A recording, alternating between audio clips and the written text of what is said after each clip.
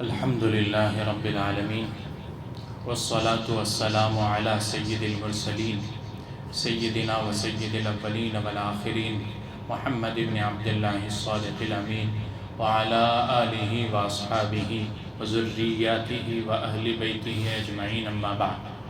قال الله تبارك وتعالى في كلامه المجيد والفرقان الحميد: فأعوذ بالله من الشيطان الرجيم بسم الله الرحمن الرحيم فلما أسلما وتله للجبين وناديناه أن يا إبراهيم قد صدقت الرؤيا إنا كذلك نجزي المحسنين إن هذا لهو البلاء المبين وفديناه بذبح عظيم وتركنا عليه في الآخرين صدق اللہ العظیم.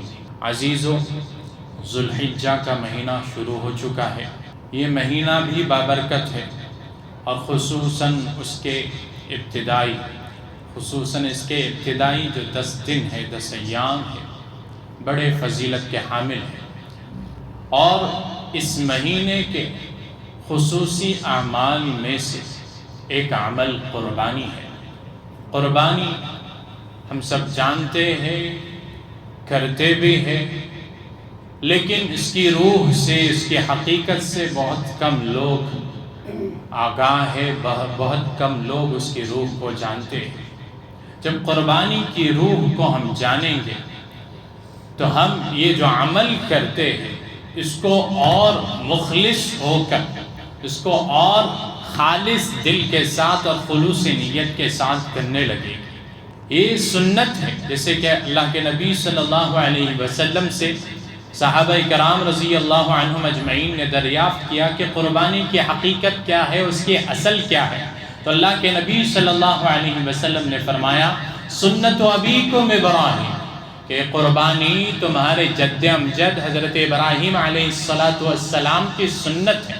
حضرت ابراہیم علیہ السلام اللہ کے نبی ہے اور ان کو خلیل اللہ کہا جاتا ہے. اللہ نے ان کو خلیل کا لقب دیا. خلیل اللہ، اللہ کا خالص، مخلص، وفادار، گہرا، خاص دوست. ہم اس کو اپنی لوکل زبان میں کچھ اور سے بھی جانتے ہیں. یعنی ایک مخلص اور وفادار دوست، ایک خالص دوست، خاص دوست، گہرا دوست. اللہ نے حضرت ابراہیم علیہ السلام کو یہ لقب عطا فرمایا ہے. حضرت ابراہیم علیہ السلام کی اگر زندگی پر ہم نظر دوڑائیں تو پوری زندگی ابتلا و آزمائش سے بھری پڑی ہے. جوانی کا دور ہے تو حضرت ابراہیم علیہ السلام کو توحید کی دعوت دینے کے جرم میں جو زمانے کے کافر اور مشرکین تھے انہوں نے آگ کے سپرد کر دیا، آگ میں ڈال دی. حضرت ابراہیم علیہ السلام اللہ پر یقین اور بھروسہ کرنے والے تھے. خوشی خوشی آگ میں کود پڑے، جس کو شاعر نے یوں کہا: بے خطر کود پڑا آتش نمرود میں عشق. حضرت ابراہیم علیہ السلام بے خطر کود پڑے کیونکہ اللہ کی ذات پر بھروسہ تھا اور اللہ تبارک و تعالی نے اس بھروسے کی لاج بھی رکھی، اس ایمان اور یقین کی لاج بھی رکھی. اللہ نے قرآن میں اس کو یوں فرمایا: قلنا، ہم نے کہا، یا نارو، اے آگ، کونی بردا و سلاما علی ابراہیم، ابراہیم علیہ السلام پر گل و گلزار بن جا، ٹھنڈی ہو جا. کونی بردا و سلاما علی ابراہیم. اس ابتلا اور آزمائش سے نکلے ہی تھے. ابراہیم علیہ السلام پھر جوانی کی سرحد سے گزر کر شیخوخت اور بڑھاپے میں داخل ہو چکے تھے، لیکن اولاد کی نعمت سے محروم ہے. اور اس درد کو اور اس کڑن کو وہی جان سکتا ہے جو اس تکلیف سے گزر رہا ہے، جسے اولاد نہیں ہوئی ہے اور نہیں ہو پا رہی ہے. الغرض حضرت ابراہیم علیہ السلام بڑھاپے کی سرحد میں قدم رکھ چکے ہیں. اس دور میں، جس دور میں انسان بالکل مایوس ہو جاتا ہے، بالکل مایوس ہو جاتا ہے، لیکن ایک تڑپ تھی، ایک کڑن تھی، اس کڑن اور تڑپ کے ساتھ اللہ کی بارگاہ میں ہاتھ اٹھاتے ہیں، دعا کرتے ہیں، رب ھب لی من الصالحین، جس کو سورہ صافات کی آیت نمبر 100 میں اللہ تبارک و تعالی نے بیان کیا ہے کہ حضرت ابراہیم علیہ السلام ہاتھ اٹھاتے ہیں۔ یہ ایسا دور ہے کہ سارے اسباب ختم چکے، بڑھاپا آ چکا ہے، اسباب کچھ نہیں ہے، اسباب ختم ہو چکے ہیں، انسان مایوس ہو جاتا ہے، لیکن ابراہیم علیہ السلام وہ شخصیت ہے جن کی نظر اسباب پر نہیں بلکہ مسبب الاسباب کی قدرت کاملہ پر ہے، اسباب بنانے والے کی قدرت کاملہ پر نظر ہے۔ انہوں نے ہاتھ اٹھائے اور دعا کی، اے اللہ مجھے نیک صالح اولاد عطا فرما۔ اللہ کی طرف سے بشارت آتی ہے، اللہ نے دعا قبول کی، بشارت آ گئی۔ اللہ فرماتے ہیں فبشرناہ بغلام حلیم، ہم نے ابراہیم علیہ السلام کو غلام حلیم کی بردبار لڑکے کی خوشخبری دی۔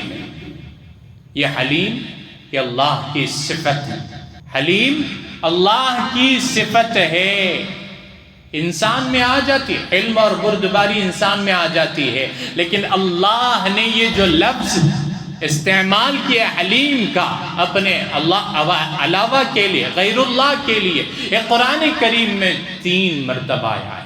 سورہ توبہ میں، سورہ ہود میں حضرت ابراہیم علیہ السلام کے لیے آیا ہے، اور سورہ صافات میں جو ہم ابھی پڑھ رہے ہیں اس میں حضرت اسماعیل علیہ السلام کے لیے آیا ہے۔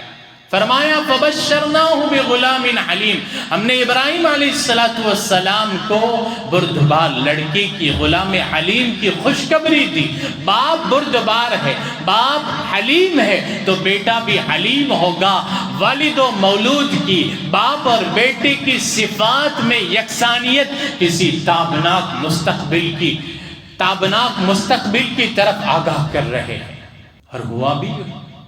حضرت اسماعیل علیہ السلام کی پیدائش ہوتی ہے، اسماعیل علیہ السلام اب پیدا ہوئے ہی ہے کہ اللہ کی طرف سے ایک اور آزمائش کا اعلان ہوتا ہے، حکم ہوتا ہے کہ اپنی بیوی اور بیٹے کو وادی غیر ذی زرع چھوڑ دو، بے آب ہو گیا، چٹیل میدان میں چھوڑ کر آ جاؤ۔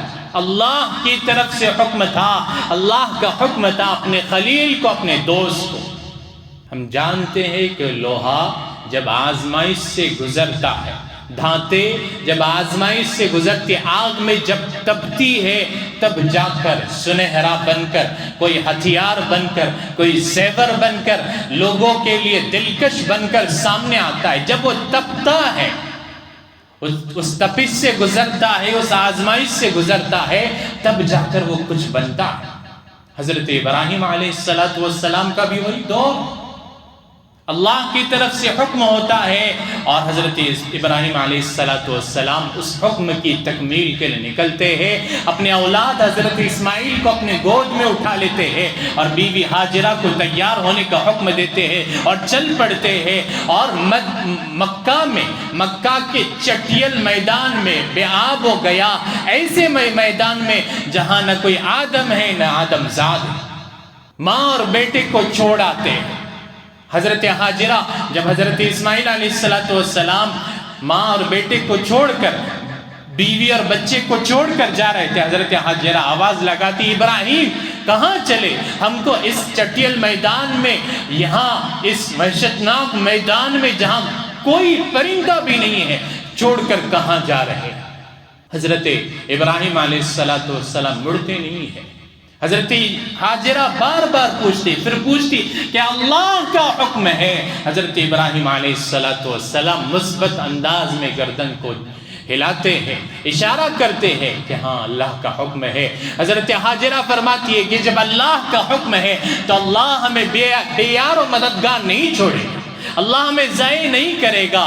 ماں اللہ پر بھروسہ کر لیتی ہے، اور وقت آتا ہے کہ سب کچھ ختم ہو جاتا ہے۔ اسماعیل علیہ السلام پیاس سے بلکنے لگتے ہیں، تڑپنے لگتے ہیں، ماں کی ممتا کو جوش آتا ہے، کبھی صفا پر کبھی مروہ پر دوڑ لگاتی ہے، کوئی نظر آئے آواز دوں، کچھ مدد کرے پانی لے کر آئے، کوئی نظر نہیں آتا، دوڑ لگاتے رہتی ہے، دوڑ لگاتے رہتی ہے۔ اللہ کی اس بندی کی یہ ادا اتنی پسند آتی کہ اللہ نے حج میں اس کو جاری کر دیا ہے۔ اللہ کی وہ بندی اللہ کی محبت میں اور بیٹے کی محبت میں بیٹے کے تڑپنے کو برداشت نہیں کر سکی، لیکن اللہ کے حکم پر بیٹھی ہے، اللہ کے حکم پر ٹھہری ہے، اللہ نے اس کی اس ادا کو قیامت تک کے لیے جاری کر دیا ہے۔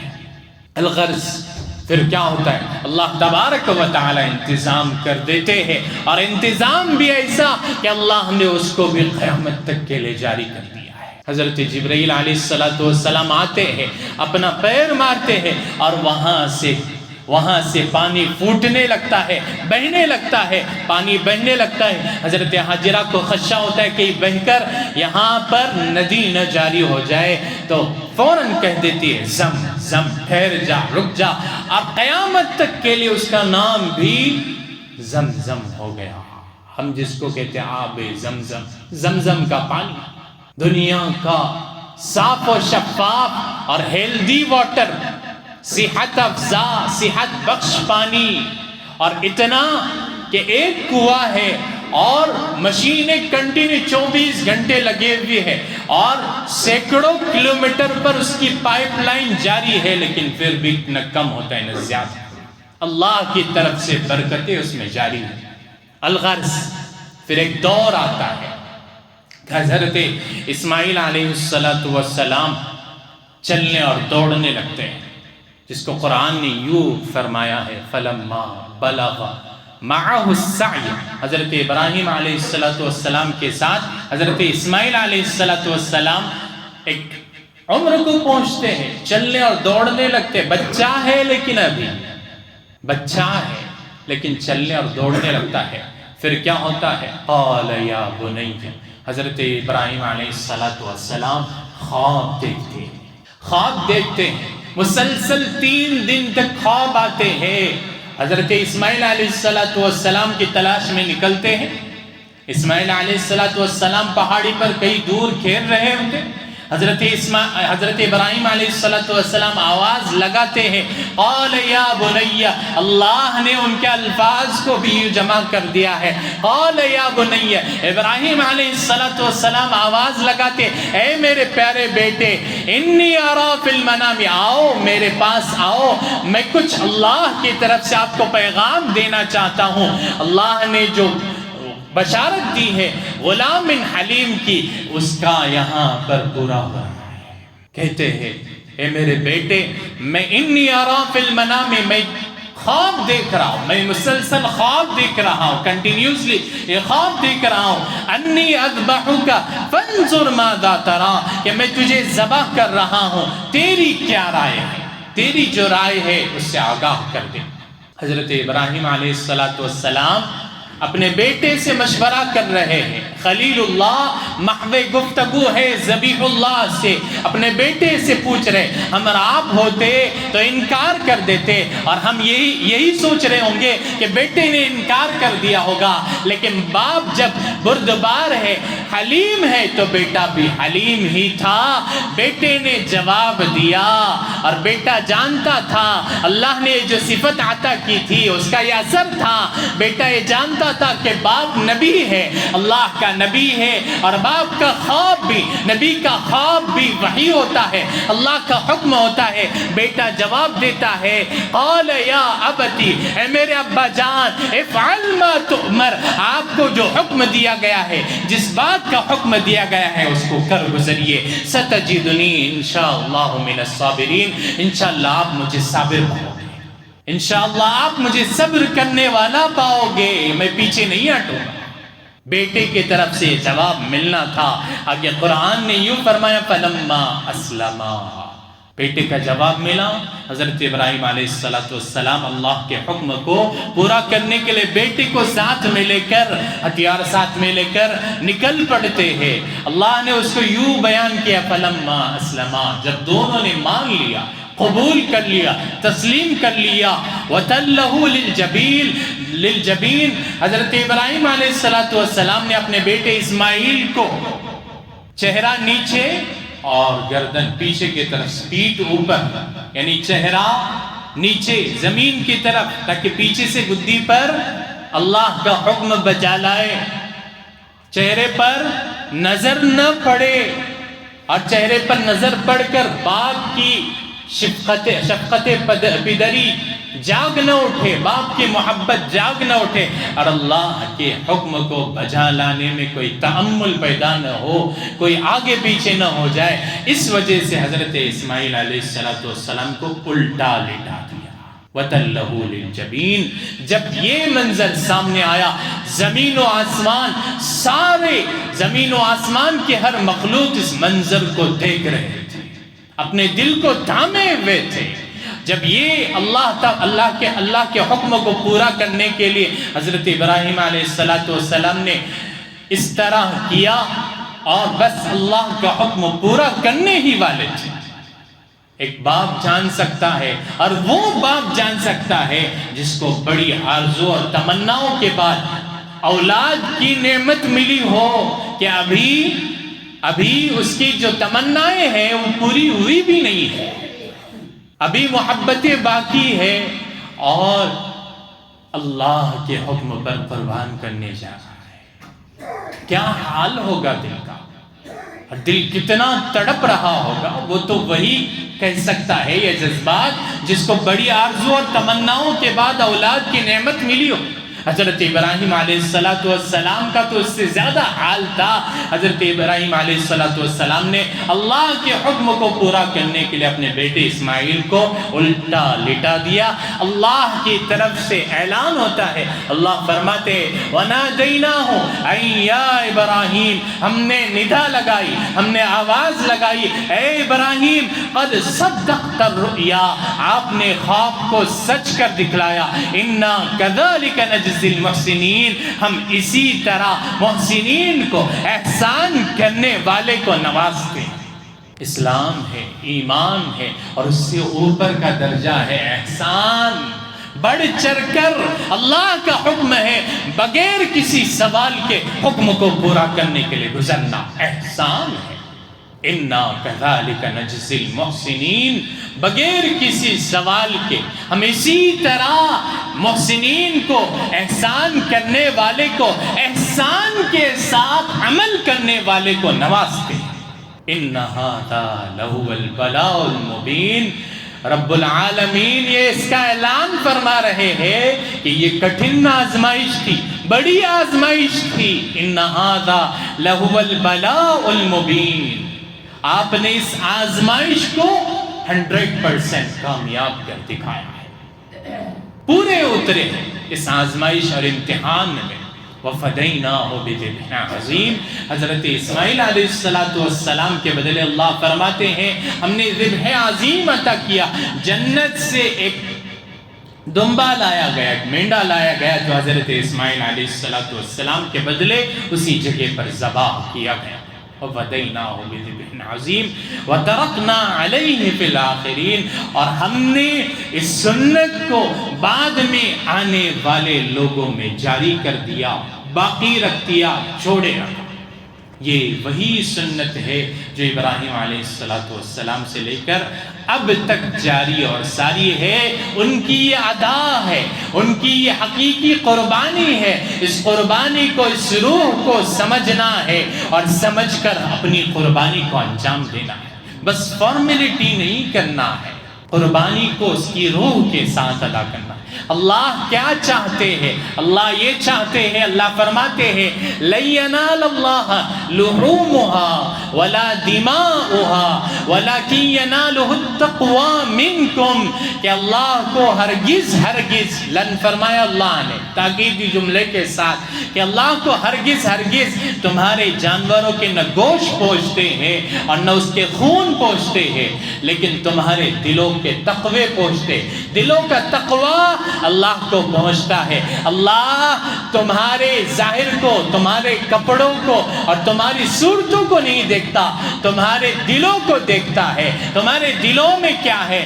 دلوں میں جب حقیقت ہوگی، دلوں میں جب اسپرٹ اور روح ہوگی تو ہم قربانی کرنے کا دکھاوا نہیں کریں گے، بلکہ اس کی روح کے ساتھ قربانی کریں گے۔ ہم فوٹوگرافی نہیں کریں گے، فوٹوگرافی اور ویڈیوگرافی قربانی کرتے وقت، جانور ذبح کرتے وقت تاکہ اس کو کریں گے اور اس کو وائرل کریں گے، یہ قربانی کے روح کی منافی ہے، روح کے منافی ہے، روح کے خلاف ہے، قربانی کی اسپرٹ کے خلاف ہے۔ ہمیں اس کو سمجھنا چاہیے اور تقوی کے ساتھ، خالص اور مخلص ہو کر، اخلاص کے ساتھ، خالص نیت کے ساتھ اللہ کے لیے قربانی بجانا ہے۔ اور محبت کے ساتھ، محبت کب ہوگی؟ جب ہم کچھ دن پہلے جانور کو لائیں گے، اس کو کھلائیں گے، پلائیں گے، اس کو نہلائیں گے، اس کے اوپر ہاتھ پھیریں گے، اس کو محبت سے پالیں گے اور پال پوس کر اس کے ہمارے دل میں جب اس کے محبت پیدا ہوگی، اور پھر عید الاضحیٰ کے دن، عید قربانی والے دن ہم جب اس کو ذبح کریں گے، بسم اللہ اللہ اکبر، ھذا منی وَلَكَ، میری طرف سے ہے، تیرے لیے ہے، میری طرف سے اللہ تیرے لیے ہے، تیرے خاطر ہے، جب ہم یہ کہیں گے اور ذبح کریں گے تو ہماری تڑپ، ہمارے دل کا حال اللہ کے یہاں مقبول ہوگا۔ ورنہ ہم تو جانتے ہیں کہ قربانی جب ہم ذبح کرتے، خون زمین میں چلا جاتا ہے، سارا کچھ، اس کی چمڑی بھی ہم دفن کر دیتے ہیں، باقی کا دفن کر دیتے ہیں، اور گوشت وغیرہ ہم خود کھاتے ہیں، رشتہ داروں میں، غریب غربا میں تقسیم کر دیتے ہیں۔ اللہ کو کیا پہنچا؟ اللہ کو ہمارے دل کا تقوی پہنچا ہے۔ تقوی اسی وقت پہنچے گا اور یہ دل کا حال اسی وقت اللہ کے یہاں قابل قبول ہوگا جب ہم خالص اور مخلص ہو کر اللہ کی قربانی کریں گے، اللہ کے لیے ذبح کریں گے۔ جب تڑپ ہوگی تب اللہ کے یہاں قبولیت سے نوازا جائے گا۔ اللہ تبارک و تعالی ہم تماموں کو قربانی کو اس کی روح کے ساتھ کرنے والا بنائے۔ وآخر دعوانا ان الحمد للہ رب العالمین۔